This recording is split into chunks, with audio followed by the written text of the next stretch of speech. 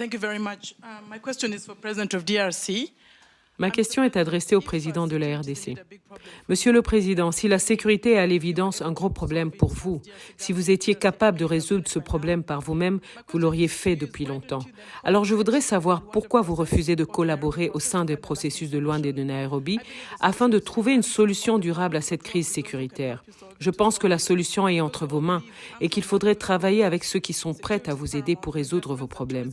Je suis du Rwanda et nous croyons tous que la sécurité est nécessaire pour l'investissement et le tourisme. Donc faites votre part pour trouver une solution. Si vous êtes rwandaise, vous devez savoir qu'il y a eu au mois de novembre une discussion qui a abouti à la définition d'une feuille de route pour sortir justement de cette crise. Et cette réunion a eu lieu en Angola, à Luanda précisément, et en présence de tous les pays, surtout les représentants des deux pays concernés, c'est-à-dire le Rwanda et la République démocratique du Congo. Il a été convenu, comme j'ai dit, une feuille de route qui décrétait le cessez-le-feu et le retrait immédiat du groupe de M23 qui est soutenu par le Rwanda le 25 novembre. Ce départ devait commencer et le 15 janvier, c'est-à-dire il y a 2 jours, on devait constater évidemment l'achèvement de ce processus.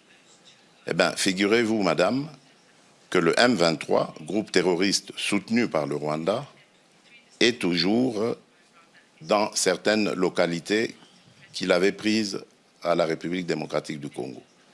Malgré les pressions internationales, ce groupe maintient sa position, fait semblant de se mouvoir, mais en fait, il se redéploie d'une certaine manière et reste dans ces localités. Et je vous apprends que depuis lors, il y a eu un massacre qui s'est fait dans une localité qui répond au nom de Kishiché, d'une centaine de personnes, des innocents, que ce groupe a voulu massacrer pour les terroriser et les pousser à se déplacer de cette localité qui regorge de matières précieuses dans son sous-sol. Donc voilà en fait le problème que nous avons. C'est un très grand défi parce qu'on ne peut pas investir à la fois dans le développement du pays et dans les ressources pour augmenter les capacités de l'armée et pouvoir ainsi se défendre. Si nous avions tous la même philosophie, la même vision, celle que j'avais d'ailleurs au moment où j'ai accédé à la tête du pays, celle d'aller vers tous nos voisins, nous en avons 9, et de leur proposer des projets de développement qui vont faire du bien à nos économies respectives, qui vont faire du bien à nos populations.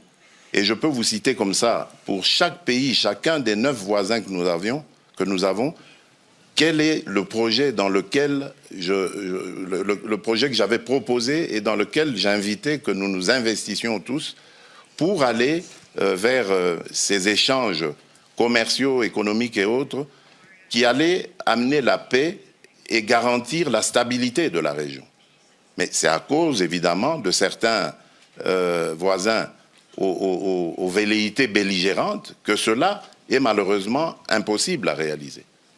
Donc je suis désolé, madame, le problème aujourd'hui de l'insécurité dans la région des Grands Lacs s'appelle le Rwanda.